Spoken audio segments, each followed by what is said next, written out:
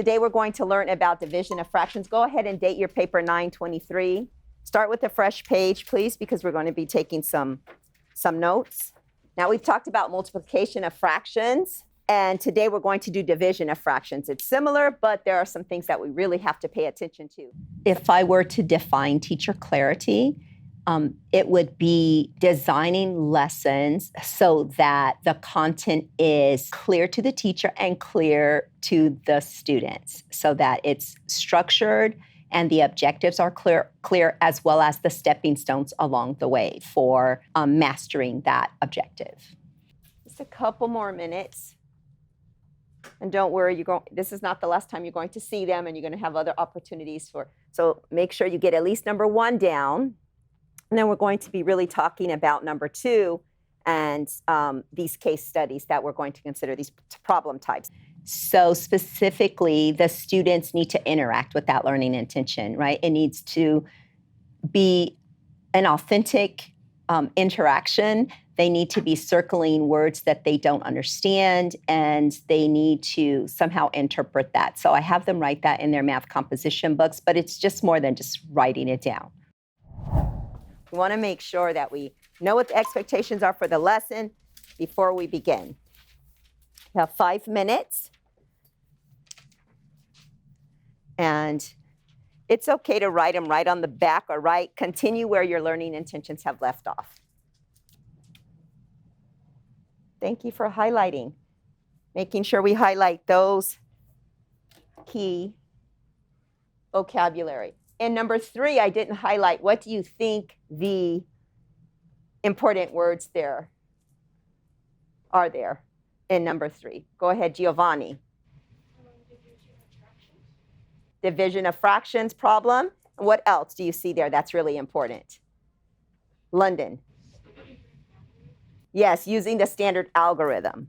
So this week, the objective that I was working on was division of fractions, and the idea was to get students to use the standard algorithm to compute mixed numbers and whole numbers, as well as improper and proper fractions. We've rewritten them in A over B form, and now there's one additional step that you have to have. Now this is where it's a little bit different from multiplication. We have to change this from a division problem because we don't want to divide with a partial divisor, right? So we're going to change it to a multiplication problem. But to do that, we have to take the reciprocal of the second term. So big R, okay? And we're going to do 2 things for balance. Change it to a multiplication problem and take the reciprocal, just like we did in this problem. What type of fraction? Improper. Okay, what can you do with that fraction since you have extra time?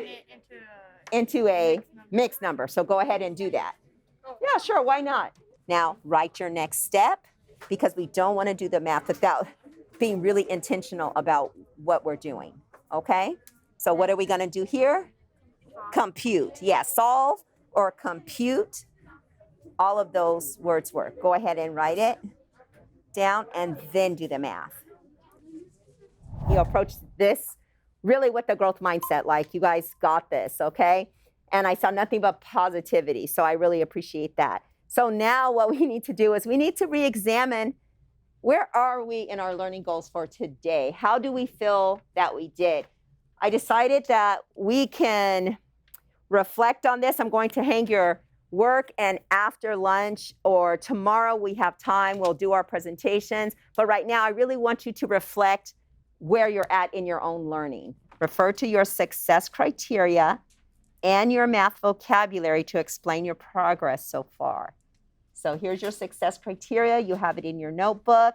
And there's the language that we're using for fractions, mixed number, improper fraction, reciprocal, A over B form. Make sure you use some of that vocabulary as you describe your progress so far and how you feel, your level of comfort with division of fractions. And so at the end of the lesson, one of the things that's really important is evaluating how we, really reflecting and rating ourselves on our understanding of those stepping stones. Okay, so that involves students using the vocabulary and really going back into their notes, rereading their notes, which is actually an avid strategy to star their notes. But this time they're using those teacher clarity success criteria to actually reflect and rate themselves on their level of understanding. I typically use like a 3-2-1 rating scale. So a 1 is, I don't know what you're talking about.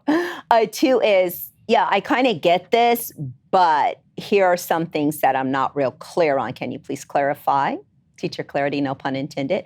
But, right? And then the third rating is, I understand this, I've mastered it, and I could teach it to a friend.